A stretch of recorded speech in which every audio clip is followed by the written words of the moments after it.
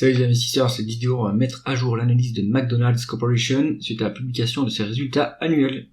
Avant de commencer, pensez à vous abonner à la chaîne si ce n'est pas déjà fait. Et on commence tout de suite avec le cours d'action McDonald's. Visiblement, la publication a été bien reçue. Si on zoome un peu, on voit que le cours a ouvert en gap. Donc, on est quasiment au plus haut absolu. Est-ce que c'est encore le moment de rentrer sur McDonald's? On va regarder ça. On est sur une croissance médiane qui est une décroissance de 1,5% sur 10 ans. À l'heure actuelle, donc sur 2024, on a publié une croissance de 1,5%, de 1,67%, ce qui est un peu faiblard. On a fait une acquisition en plus sur la période pour 2 milliards, donc bon, c'est petit à l'échelle de McDonald's.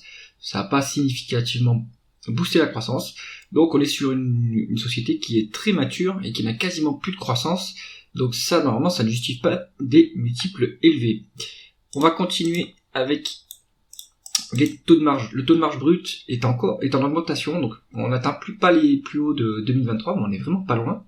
Donc on est sur une boîte qui a quand même un pouvoir de fixation des prix, alors qu'on est sur du fast-food, du low-cost, donc ça c'est intéressant. Là il y a une forte baisse, tout est relatif, mais il y a une bonne baisse du taux de marge d'EBITDA, donc il y a eu un problème sur les opérations chez McDonald's, j'ai l'impression, puisque ça a un peu baissé, ça reste maintenant à un niveau très très élevé, hein. On est à 49% de taux de marge d'EBITDA, donc c'est quand même opérationnellement c'est très élevé, et on est sur un taux de marge net de 32%. Bon, l'avantage du business model de McDonald's, c'est qu'en fait il a pas beaucoup d'actifs, ils ont pas l'immobilier en propre, c'est de la franchise, donc eh bien on touche des redevances des franchisés, donc eh bien ça permet de vraiment avoir des marges très élevées. Donc ce qu'on voit ici, c'est que bon, hormis ce point-là qu'il faut expliquer, ça n'a pas l'air d'avoir impacté le taux de marge net. On est sur quand même un business de bonne qualité. On continue sur la conversion des bénéfices nets en free cash flow. On a des bénéfices nets qui sont plus élevés que les free cash flow, donc ça c'est moins bon. Est-ce que c'est le BFR qui est défavorable? Donc on a une variation de BFR de 2 milliards en positif, donc ça c'est défavorable, mais ça explique pas la différence. Est-ce que on a des dépenses en capital plus élevées que les dépreciations et amortissements? Oui, donc ça peut expliquer la différence. Et on est sur, est-ce qu'on a des other non-cash items? On a 4,51 milliards en négatif, donc ça impacte aussi. Bon, pour être conservateur, il vaudra mieux utiliser les free cash flow s'il n'y a pas de dette pour valoriser l'entreprise. On continue avec la rentabilité opérationnelle. On est sur une médiane de 20,30% et on est pile poil sur la médiane actuellement. C'est une rentabilité qui est quand même très élevée, hein. Donc on n'a plus de croissance et on a 20% de rentabilité, c'est-à-dire qu'on peut accumuler du cash, redistribuer ce cash aux actionnaires, faire des acquisitions, se désendetter si besoin. Donc là on est sur quelque chose qui est aussi très qualitatif. On continue avec l'endettement du groupe. La dette est lourde, on est sur du 4 fois la dette nette sur EBITDA. Donc après c'est le business model de l'entreprise qui veut ça. J'imagine qu'ils ont aussi quand même de l'immobilier en propre ou des actifs en propre pour avoir un tel niveau de dette. Et je pense qu'ils ont en face de la visibilité sur les cash flows qui permettront de rembourser cette dette. Donc c'est pour ça qu'à mon avis, ils ne priorisent pas le remboursement de la dette, puisque en fait c'est gérable à ce niveau-là. Donc ça c'est un élément à aller creuser quand même dans les rapports financiers, comprendre pourquoi est-ce qu'ils structurent le bilan comme ça, qu'est-ce qui leur permet d'être aussi chargés en dette, et pourquoi est-ce qu'ils priorisent pas le remboursement. On est sur quand même 8 fois les free cash flow, donc s'il faut se mettre à rembourser à toute allure la dette, ça va être compliqué, ça va prendre du temps. On continue avec le rendement de l'actionnaire.